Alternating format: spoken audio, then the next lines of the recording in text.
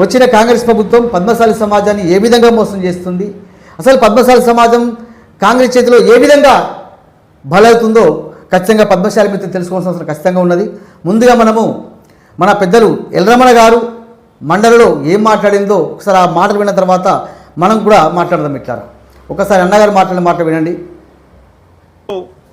చేనేత బిడ్డన అధ్యక్ష, ఆ చేనేత వృత్తిలో నేను చేయకున్నా కానీ ఆ భగవంతుడు దయ వల్ల అన్నాడు తెలుగుదేశం పార్టీ ఇచ్చినట్టు అవకాశం వల్ల చేనేత మంత్రికి అవకాశం వచ్చింది అధ్యక్ష.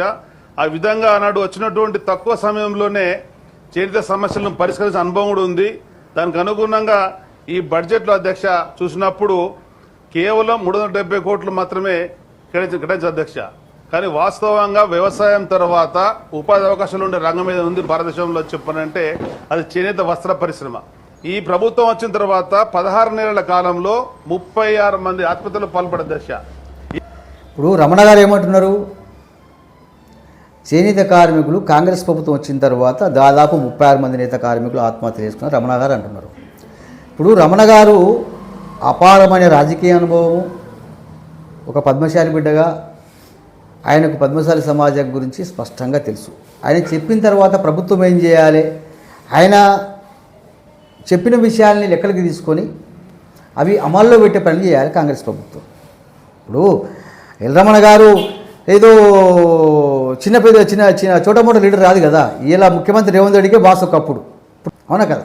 ఇప్పుడు అలాంటి ఒక అపారమైన రాజకీయ అనుభవం ఉన్నటువంటి నాయకుడు, పద్మశాలి బిడ్డ, ఆ సమాజం మీద అవగాహన ఉన్నది, గతంలో మంత్రిగా చేసిండు. ఆయన చెప్పినప్పుడు ప్రభుత్వం లెక్కలకి తీసుకోవాలి, చేనేత సంక్షేమం కోసం ప్రభుత్వం ఏం చేయాలో చేయాలి. కానీ ఆయన మాటల్ని కొట్టేస్తూ ఈ 36 మంది ఆత్మహత్యలు పాల్పడ్డారని చెప్పి నేను ప్రశ్న వేస్తే స్వయంగా మంత్రి గారు ఈ సభలో జరిగింది అధ్యక్ష. 6 మాత్రం ఆత్మహత్యలు పాల్పడ్డారు.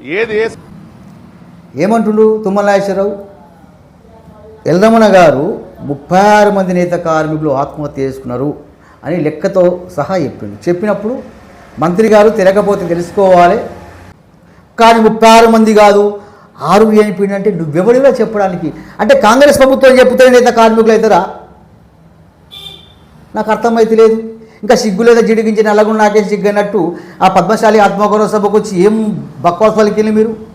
రేవంత్ రెడ్డి, తుమ్మల నాగేశ్వరరావు లెక్కలేని మాటలు చెప్పింది కదా, లెక్కలేని మాటలు చెప్పింది కదా. ఇప్పుడు ఇంకొకటి రమణ గారు ఏమంటారు ఒకసారి అది కూడా విందాం, విన్న తర్వాత మనం మార్చుకుందాం. కరెక్ట్ కాంగ్రెస్ ప్రభుత్వం పద్మశాలి మిత్రులు ఆ వీడియో ఖచ్చితంగా చూడండి. ఇది ప్రభుత్వం మీద ఆధారపడి ఉన్నటువంటిది. ఈ ప్రభుత్వం మీద ఆధారపడిన రంగాన్ని కాపాడేటువంటి బాధ్యత ప్రభుత్వం మీద ఉంది.